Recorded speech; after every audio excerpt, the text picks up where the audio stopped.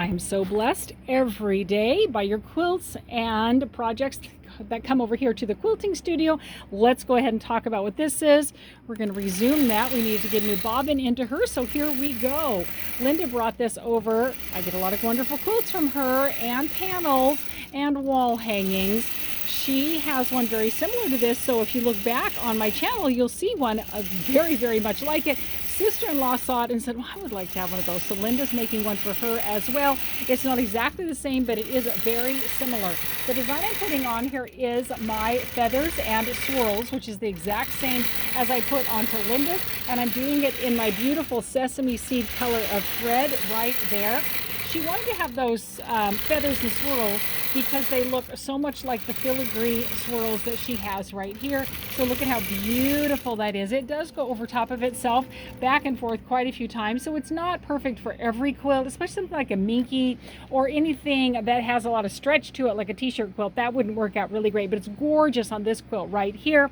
Let's go and talk about a couple of things with the quilt. It just is this panel in the center with a couple of borders. You remember, panels don't usually come square. You can just square them up by trimming them or pulling them one direction, steaming and pulling, and then she's added borders to it. You want to be sure that your panel is square before starting, because if it isn't, you're going to have wonky borders by the time you get to the outside.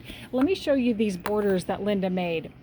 Look at that. Stunning mitered corner. Fantastic. My friends, no matter what kind of fabric you have, a mitered corner will elevate your quilt a couple of different levels. Even if you had this straight kind of a mottled tan color, you still would have a quilt that's a little couple of levels higher than if you just had a straight on edged border. Let me go ahead and show you the amazing job that she did on that mitered corner right there. She attached all three pieces together and then mitered it. Very nicely done. Miters are a little bit of a challenge, but once you understand them, they work out amazing. You do need a little more expertise, a little bit more fabric, and a little bit more patience. But seriously, my friends, they are so worth it. I teach a clinic over here at the quilting studio when the weather is nice, and we will talk about mitered corners, and I will teach a technique that probably is very similar to what Linda used. I always suggest leaving a wider seam here. Why is that? Because now you have a bias cut everywhere, and those threads are just not as strong as if they were a straight on. So that is something I would recommend, and she did do that, so that brings me a great deal of happiness. The backing fabric, the quilt itself is 36 inches, and the backing fabric is a 42-43, so it's just barely big enough, but it is big enough, so I'm able to run the selvage top and bottom, and I literally am starting the quilt up as high as I possibly can because I don't have a lot to grab side to side, because this is all the fabric she literally had. She put a gripper on this end for me, so I'm starting the quilt pretty far, pretty close to the gripper. I don't want the quilt to get into this seam right here.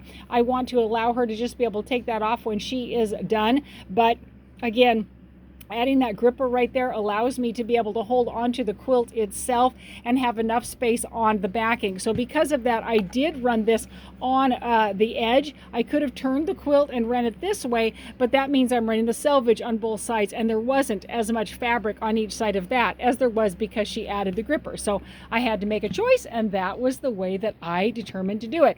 My friends, what do you have going? I am very excited to see something over here to the quilting studio from you. I can't wait to see what you create. In the meantime, make it a great day.